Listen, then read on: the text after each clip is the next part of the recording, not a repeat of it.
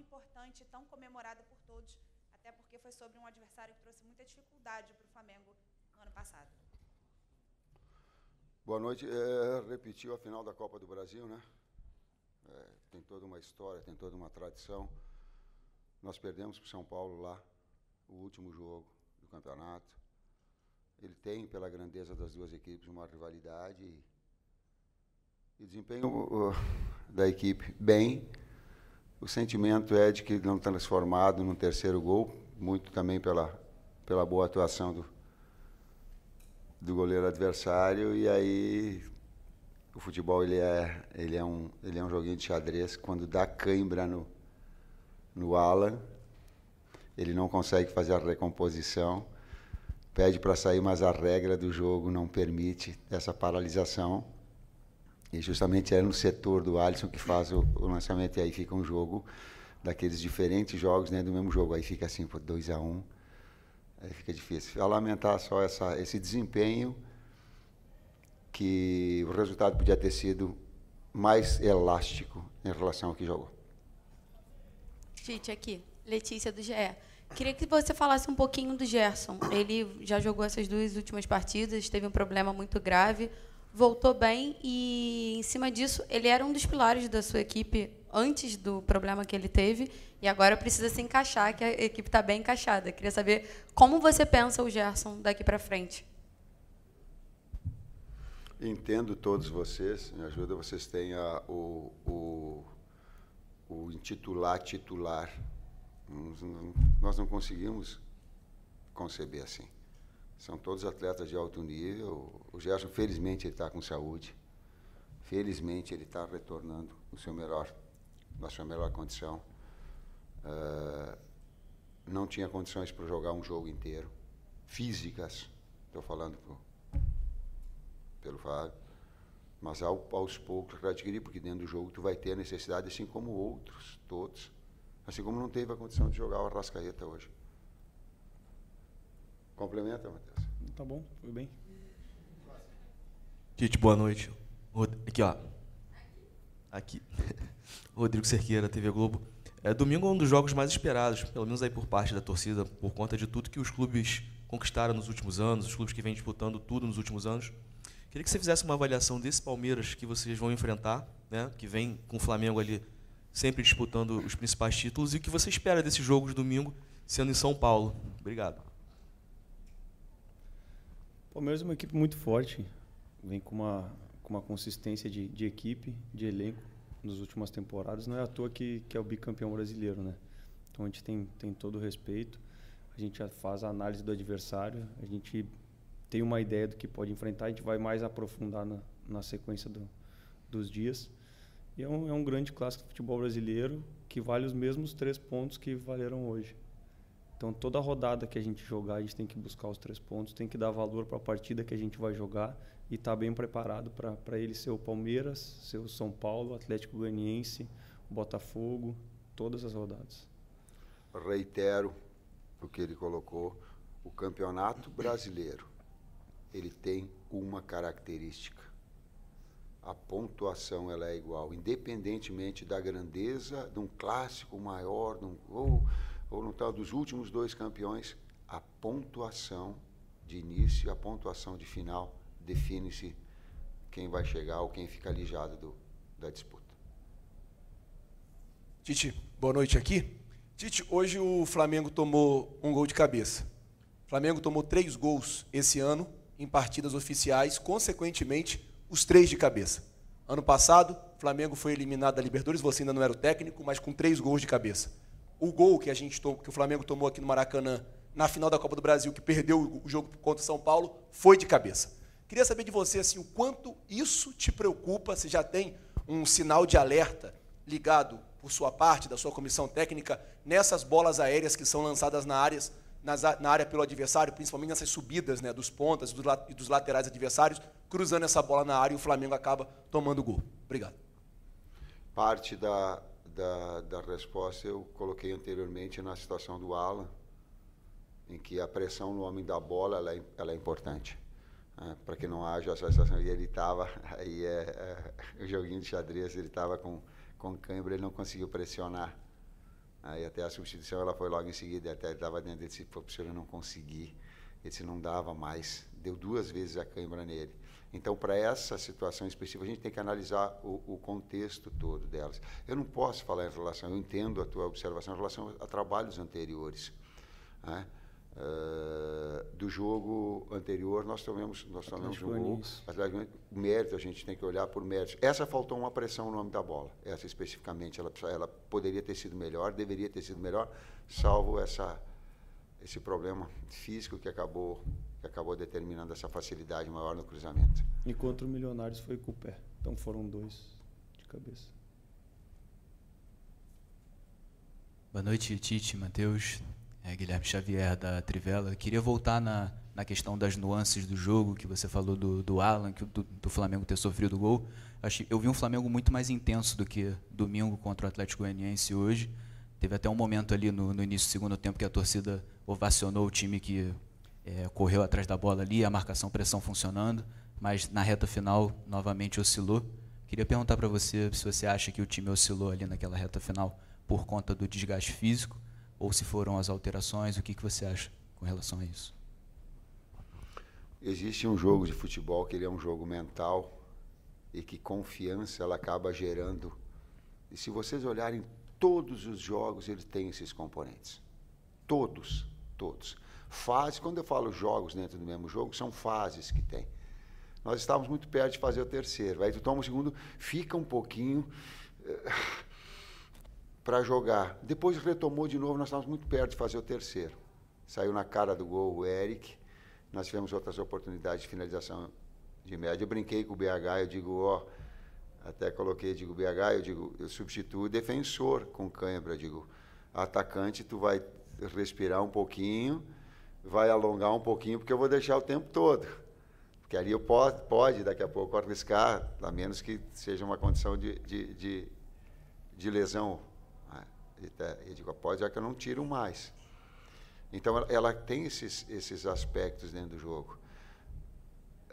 Goiás, o Flamengo jogou 10 jogos, foi informações, 10 jogos lá em Goiás. Ele tinha perdido 5, empatado 3 e vencido 2. É muito difícil jogar, pela qualidade do adversário, pelo clima, porque tu não consegue o horário, tu não consegue impor um ritmo mais forte às vezes. O clima tem interferência nesse aspecto. Hoje nós tivemos que tirar o Arrascaeta. Tu acha que eu quero tirar o Arrascaeta? Eu fico aqui tirou 10 do time, eu fico aqui exposto para tirar. Mas o que era? Não dá. Vou estourar o cara na sequência dos jogos. Agora é fácil. Mas e antes, para tirar o 10?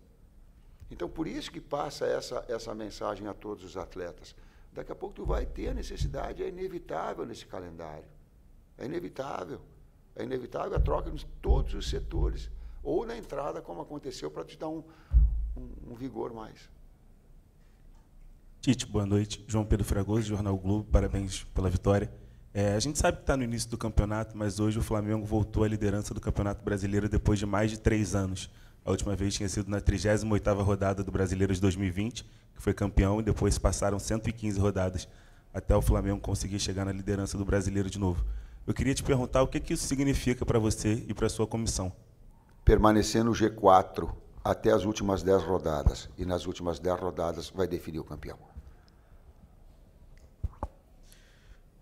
Professor, boa noite. Igor Siqueira, do UOL. O senhor mencionou a situação da Rasca agora há pouco, mas queria entender um pouco qual é o planejamento de vocês, considerando não só o próprio Arrascaeta, mas o time como um todo, considerando que vem aí um jogo no sintético e o outro na altitude. Nessa questão física, dessa rotação do elenco, já antecipou a poupar o Arrasca agora, pensando nesses 2 jogos, como é que está? Sei que o Fábio não está do seu lado hoje, mas enfim, vai sobrar para você e para o Matheus explicar, por favor. Está correta a pergunta, está coerente a pergunta, só que não é poupar. Nós não poupamos. Não dava, senão ela passa uma conotação para quem ouve assim que a vontade dele, ele poupou o cara. Não poupei, não. Decido, sim, é claro, mas tem todo um aparato de... E a gente É exatamente o que tu falou. É primeiro preparar para o jogo no sintético. E aí depois a gente preparar para o jogo na altitude. Fica muito difícil a gente projetar o que a gente vai fazer quarta-feira tendo esse confronto no domingo. Então a gente tem que recuperar, ver sexta-feira como é que estão os atletas, ver o que a gente pode continuar fazendo para domingo. E aí depois a sequência. Tite, Matheus, Raiza Simplício aqui da Gol Brasil. Tite, há 2 coletivas, se não me engano, você comentou que logo após o jogo contra o Nova Iguaçu, né, comentou que se reuniria com a diretoria para conversar sobre planos, sobre questões de prioridades, planejamento, até por conta também desse calendário desgastante. Queria saber se já houve essa conversa e, se você quiser, né, falar sobre essa questão das prioridades. A gente sabe que vem aí uma sequência muito difícil. Saiu o adversário do Flamengo na Copa do Brasil e é mais uma viagem longa, né, um clima também bem quente. Eu queria que você falasse um pouco sobre isso. Lutaremos por todos os títulos, pode ter certeza. Agora, também não faz parte de mim ser mentiroso, não falar aquilo que eu acredito, não falar a minha verdade, né, com respeito a todas as outras opiniões. Sei que a torcida quer também, tem. Agora, é quase que humanamente impossível tu conquistar todos os títulos. Vai ter algum momento que vai se estabelecer, e agora? Tem 2 jogos importantes, o que nós vamos fazer? Decide, não dá para ter o Arrascaeta nos 2, aonde a gente vai ter? Não dá para ter nos 2, o que vai fazer? Quando eu falo de prioridades, é nesse aspecto. Não é de preferir e nem de abrir mão. E até aí também não está expondo os atletas a um risco de lesão muito grande, né? Porque às vezes a gente fala prioridade, parece que a gente vai tirar um monte de atleta de um jogo. Não, vamos botar aqui para escolher o próximo. E como a gente vem falando, a gente escolhe o jogo a jogo, né? A gente avalia jogo a jogo. Então, quando a gente vê que um risco de lesão, que o atleta já está num declínio de performance, alguma questão que a gente tem que ter um cuidado maior, esses são os pontos que a gente fala. Deixa eu falar para o torcedor flamenguista. Eu estudei bastante, então eu consigo até para ele avaliar. A gente tem o aspecto físico do atleta. Tem um aspecto de termografia do atleta. Tem um aspecto fisiológico do atleta. Tem um departamento médico, tem o relato do atleta quando ele está sentindo mais. Então, não é assim uma coisa que vai. Claro que aí no final eu decido. Se ele é clínico, se ele é retirada, é saúde fora. Mas ele, em termos de fisiologia, claro, eu vou trazer essa decisão minha final. Mas tem um monte de situações. Tem um aspecto mental. Eu lembro que um Gerson uma vez colocou, ele disse assim, é lindo jogar no Flamengo, mas também é uma responsabilidade muito grande de desempenho, que está sempre sendo cobrado com alta performance. Então, quando a gente faz isso para o torcedor compreender, não é, vontade, acordou e disse, tem que segurar o cara. Tá? Não, a gente procura cientificamente, volto a dizer, cientificamente, a análise para que a gente possa tomar essa decisão. Professor Tite, boa noite. Matheus, parabéns pela vitória. Eu sou Bruno Vilafranca, do SBT. Eu queria que vocês falassem, ou um de vocês falasse, sobre o setor defensivo do Flamengo. Né? A gente sabe que o setor defensivo começa lá no Pedro, ou em quem estiver lá no lugar do Pedro. E a gente está vendo que, por mais que o Flamengo tenha sofrido um gol hoje, o Flamengo tem sofrido muito poucos gols durante o que aconteceu esse ano. Então, eu queria que vocês avaliassem, independente do gol sofrido hoje, se está dentro daquilo que vocês imaginavam, se por conta desses últimos gols sofridos nessas últimas partidas, né, Milionários, Atlético Goianiense e agora o São Paulo, se tem alguma coisa para rever. Imagino que sempre tenha algo, mas, enfim, se mudou alguma coisa. Então, gostaria que vocês dessem uma palavrinha a respeito desse sistema defensivo do Flamengo. Obrigado e parabéns. Sistema num todo, a equipe se defende e a equipe ataca. Pega os últimos, talvez, 6 trabalhos aqui e vocês vão ver que nós temos uma média de 2 gols. A melhor média, se não a melhor, uma das 2 melhores médias de gols feitos. E se tu pegar os gols sofridos, tu vai pegar e ver com certeza que é a menor média. O que isso gera? Isso gera equilíbrio. Uma equipe que ela está na fase defensiva consistência e ela é agressiva. Aliás, nós somos muito verticais, a gente não trabalha a bola um pouquinho para o lado, mas a primeira opção é vertical. Aí não deu, tu trabalha. Então, esse ponto de equilíbrio ele é fundamental. Hoje, eu fiquei chateado do gol ter tomado, porque eu não me lembro, a não ser uma bola que abafou do Rossi, que ela pipocou, que ele saiu importante, ele está concentrado. Ele fez, demais eu não consigo lembrar uma defesa que ele fez. Então, o resultado poderia ter sido mais elástico em relação a Rafael fez duas grandes defesas, 2, 3. E é legal também falar que o sistema defensivo também vai variar da característica do jogo. Hoje o adversário tentou propor, o nosso sistema defensivo que tomou uma ou duas finalizações, acho que roubou 5, 6, 7, talvez mais bolas só no segundo tempo no campo adversário, gerando situação de gol. Então isso é uma coisa que traz para nós também. E quando a gente vê que o atleta se entrega, dedica, sustentação, nossos zagueiros antecipando muito a bola que ia entrar no eixo central. E aí quando a gente vê que a gente retoma a bola e a torcida também fica feliz com o comportamento, sim. Esse é o comportamento da nossa equipe. Sim. Muitas vezes a característica do jogo vai tirar um pouco desse nosso comportamento, porque muita gente vai falar, pô, os caras estão roubando bola na frente, não vamos ficar tentando trabalhar atrás. Então é a gente conseguir se moldar e se adaptar com a característica do jogo também. E sempre analisar os gols que a gente te leva e tentar corrigir. Os atletas sentiram o carinho do torcedor quando fez, eles sentiram. Pode ter certeza. Torcedor, a gente fala, eu sei que vocês falam assim, eu estou falando para a torcida do Flamengo, eles sentem o carinho quando tem esse comportamento. Vamos para as últimas duas aqui. Boa noite, professor Tite, boa noite, Matheus, sou Bruno Castanha. Você falou muito bem, né, cara, do controle que o Flamengo tinha sobre o jogo, poderia ter até ampliado, acabou de falar que pouco sofreu. E aí eu queria falar um pouquinho sobre as substituições, né, que você fez. Hoje, primeiro, você chamou o Carlinhos, e aí depois desistiu, queria que você falasse por que, né, que você trocou, e também fez 4 substituições, acabou, né, um ficando ali, numa sequência de jogos desse, também apareceu no final. Gostaria de saber também as substituições, a ideia que você teve. Obrigado. Fábio Maceredi, antes de começar o jogo, ele dá um relato daqueles atletas que possivelmente possam ser substituídos em termos físicos. Um deles era o Pedro. Quando eu chamo o 2, o Pedro olha para mim e diz, como é que está, Pedro? Ele diz, eu estou bem. O relato do atleta continua. O Nico era um outro que já estava com essa substituição marcada. Adutor. Ayrton Lucas, eu pedi para ele do lado, Ayrton, eu vou precisar de ti até o final do jogo. Eu digo, sustenta um pouquinho por trás, deixa a BH, deixa o homem da frente, porque eu vou precisar do final do jogo. E o Alan e o BH foi cãibra, né, cara? Os dois tiveram cãibra e pediram para trocar. E aí, quando a gente perde a primeira substituição no primeiro tempo, com acho que 10, 11 minutos, aí a gente fica muito atrelado ao que a gente vai fazer no segundo tempo, porque a gente tinha 4 mexidas mais 2 paradas. Então a gente estava num dilema de mexer na equipe que estava bem, que estava produzindo bem,